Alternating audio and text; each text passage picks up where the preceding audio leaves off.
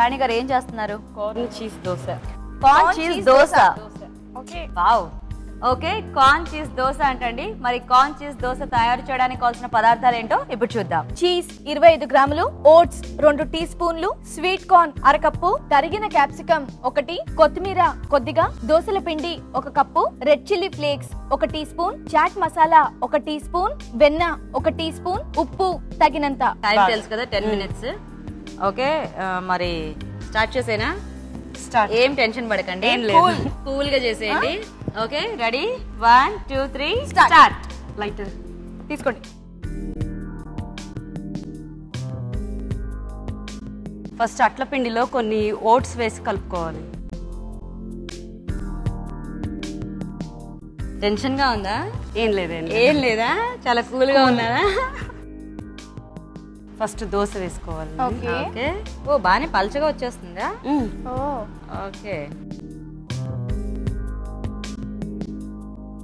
కొంచెం బటర్ వేసి కాల్చుకోవాలి. ఓకే, మనం ఆయిల్ గానీ గీ గానీ యూజ్ చేయొచ్చు.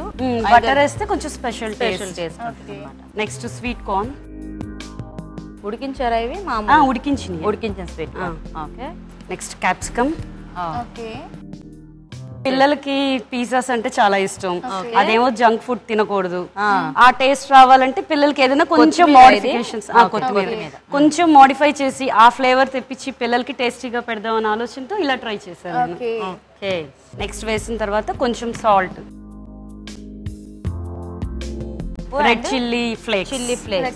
సో ఎండుమిరపకాయని కచ్చపచ్చగా దంచేసి అలా వేసేసుకోవాలన్నమాట. చాట్ మసాలా ఎప్పించు. నెక్స్ట్ చీజ్ తురుముకుందాం, పైనుంచి గ్రేట్ చేసుకుందాం. ఓకే.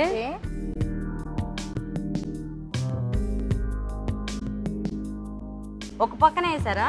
ఒక పక్కనే ఫోల్డ్ చేసినప్పుడు మొత్తం కలిపి స్టిక్ అయిపోతుంది. ఓకే. ఇప్పుడు దీన్ని హాఫ్ కి ఫోల్డ్ చేయాలి కదా, స్లోగా. అయిపోయిందా? లేదు, కొంచెం టోస్ట్ అవ్వాలి ఇది. ఓకే.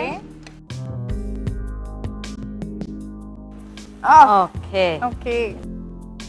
ఎంత ధైర్యం వచ్చేసింది ఈవిడికి. ఇంకా ఎక్కడ ధైర్యం, ఈ పక్కన చూడు అలా అలా వరదల కారుతోంది. Cheese corn dosa ready. Very good. Okay, so మొత్తానికి చాలా ప్రశాంతంగా చక్కగా కాల్చి చీజ్ కార్న్ దోశ రెడీ చేసిన చేతిలో పెట్టేశారండి రాణి గారు. మరి దీనికి పట్టిన టైం 7 minutes 46 seconds. రాణి గారు, మీరు చేసిన చీజ్ కార్న్ దోశ అదే నా పేరు? అదే మేడం. బాగుందండి, చక్కటి కాన్సెప్ట్. అండ్ మీరు బాగా కుక్ చేశారు. Main thing you took that time to cook అనమాట. చక్కగా దాన్ని కుక్ చేసి కరెక్ట్గా ప్రజెంట్ చేశారు. Presentation also was very good. అందుకనే మీరు కూడా నెక్స్ట్ లెవెల్కి క్వాలిఫై అవుతున్నారు. Thank you ma'am.